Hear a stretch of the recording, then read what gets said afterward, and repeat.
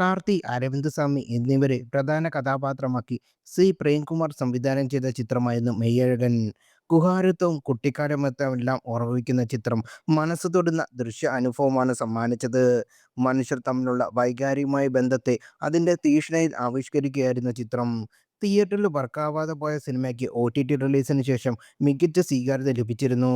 സിനിമയുടെ റിലീസിന് ശേഷം കാർത്തി, അരവിന്ദ് സ്വാമി എന്നിവരുടെ കോംബോ പോലെ നിരവധി താരങ്ങളെ ബന്ധപ്പെടുത്തിയുള്ള പോസ്റ്ററുകൾ സോഷ്യൽ മീഡിയയിൽ എത്തിയിരുന്നു. ഇതിൽ ഒന്നായിരുന്നു മോഹൻലാലും നിവിൻ പോളിയും. ഇതിനെക്കുറിച്ച് പറയുകയാണ് നിവിൻ പോളി ഇപ്പോൾ. ഒരു അവാർഡ് ചടങ്ങിലാണ് നിവിൻ ഇക്കാര്യം പറയുന്നത്. പോസ്റ്ററുകൾ താൻ കണ്ടിരുന്നുവെന്നും ലാൽ സാറിനോടൊപ്പം ഒരു സിനിമ ചെയ്യാൻ ആഗ്രഹമുണ്ടെന്നും നിവിൻ പോളി പറഞ്ഞു. ഇങ്ങനെ ഒരു പോസ്റ്റർ ട്വിറ്ററിൽ നിറയെ കണ്ടിരുന്നു. എനിക്ക് വളരെ ആഗ്രഹമുണ്ട് ലാൽ സാറിനോടൊപ്പം ഒരു സിനിമ ചെയ്യാൻ. എന്റർടൈൻമെന്റ് സിനിമ ചെയ്യാൻ വേണ്ടി പലപ്പോഴും ഞങ്ങൾ സംസാരിച്ചിട്ടുണ്ട്. പക്ഷേ ലൈറ്റ് ആയിട്ടുള്ള ഒരു സബ്ജക്റ്റിലേക്ക് ലാൻഡ് ആയിട്ടില്ല.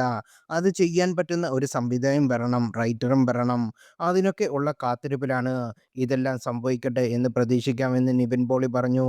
അതേസമയം ഉണ്ണികൃഷ്ണൻ ഒരുക്കുന്ന പ്രതിച്ഛായയാണ് നിവിന്റെ ഇനി പുറത്തിറങ്ങാനുള്ള റിലീസ്. നിവിൻ പോളി, ഷറഫുദ്ദീൻ എന്നിവരെ മുഖ്യ കഥാപാത്രമായി ഉണ്ണികൃഷ്ണൻ രചനയും സംവിധാനവും നിർവഹിക്കുന്ന ചിത്രമാണ് പ്രതിച്ഛായ. സിനിമയുടെ ടൈറ്റിലും ട്രെയിലറും മോഹൻലാൽ കഴിഞ്ഞ ദിവസം പുറത്തിറങ്ങിയിരുന്നു. പൊളിറ്റിക്കൽ ത്രില്ലറാണ് ചിത്രം.